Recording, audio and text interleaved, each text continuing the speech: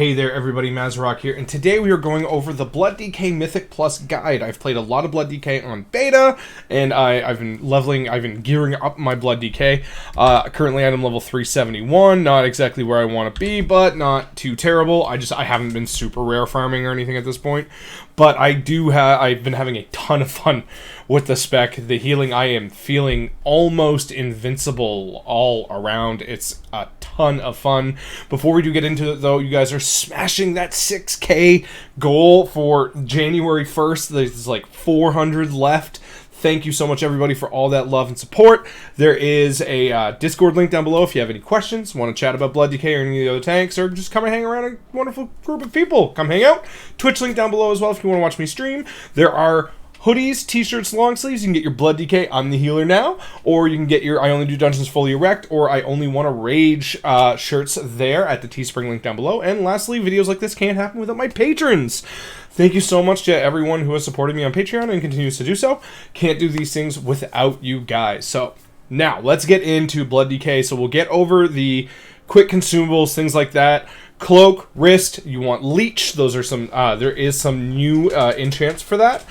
Or for your bracers and your cloak, you can also choose to go a little bit faster and pick up speed, because leech isn't always 100% needed on Blood DK, given our self-healing capabilities. For your weapon, you want to go with the Rune of the Fallen Crusader. This has been tried and true, all around fantastic. As well, and the Howling Rune of Haste should be on your weapon, especially in Season 1, because we just don't have a lot of easy access to haste. Right now I have 15% baseline, and I have been trying so hard to get more. So those are a lot of easy consumables that you can use. As it goes with tanks, Glacial Fury is a good offensive file, and the Eye in the Storm is a great combination of both. It's good offensively, good defensively, with the strength that you get for striking enemies near you.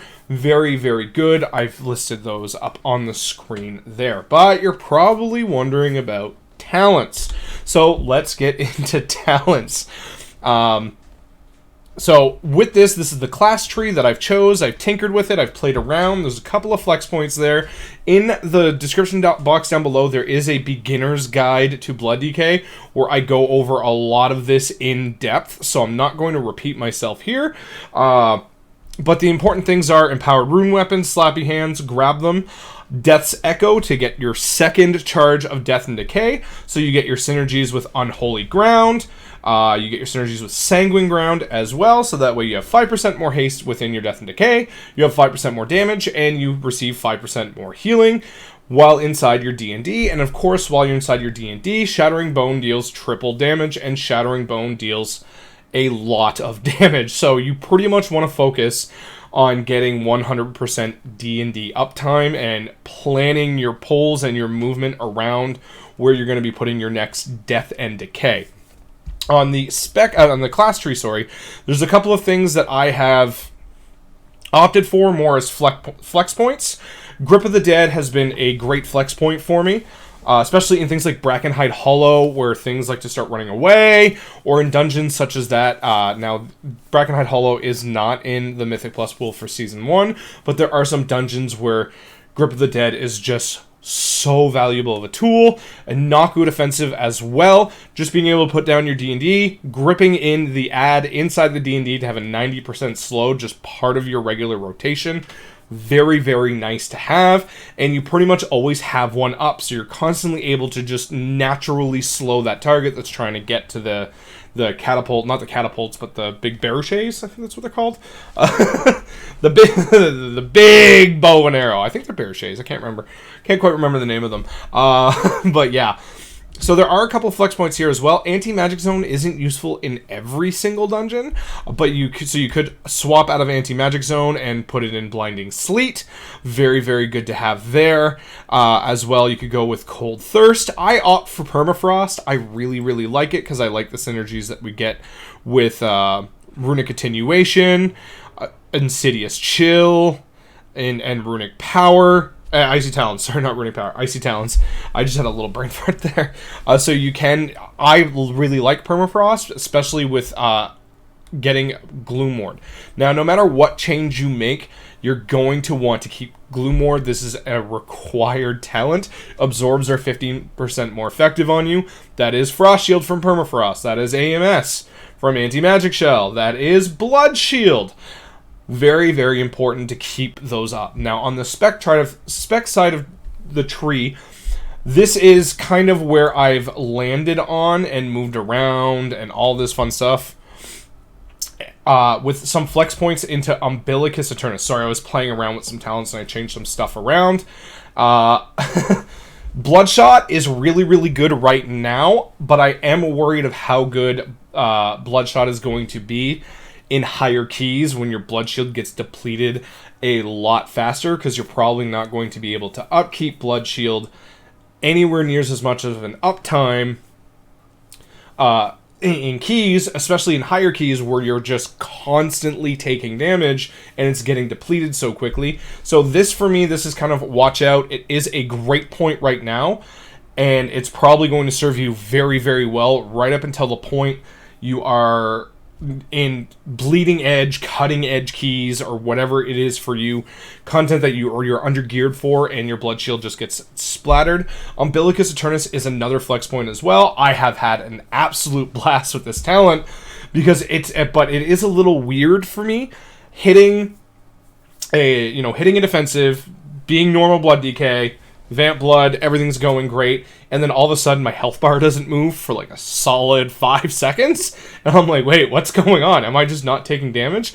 No, I had a Blood Shield of like 400, 500k health or something crazy. Not a Blood Shield, sorry, an Absorb Shield of that much because of Umbilicus Eternus and Vamp Blood wearing off, and not seeing your health bar move for a little bit is a little weird. It's still a little weird, but it is really, really good. Some great flex points that you can take aside from those if you so want. I would take Ironheart. Blood Shield's duration is increased by 2 seconds, and its Absorb 20% more. You combine that with Gloomord. Massive, massive Blood Shields. You can go with Voracious. You can go with Rune Tap. You can extend Vamp Blood as well. You can also go with Heart Rend, so Heart Strike has a chance to increase the damage of your next Death Strike by 20%. You do have some flex options that you can kind of move around there depending on your playstyle, but the big ones to take are Tombstone. Do remember that when you hit Tombstone, you do consume the 5 Bone Shield stacks that all work with Shattering Bones. So this does act like a nuke. Stay inside your D&D, hit Tombstone, big damage occurs. Very, very nice. Aside from that, Blood DK does feel like it went back to its roots, which is incredibly nice.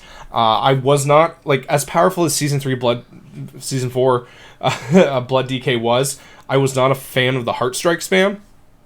This feels like I have a rotation again. That's more than just hit this one button, okay, I took some damage, hit Death Strike.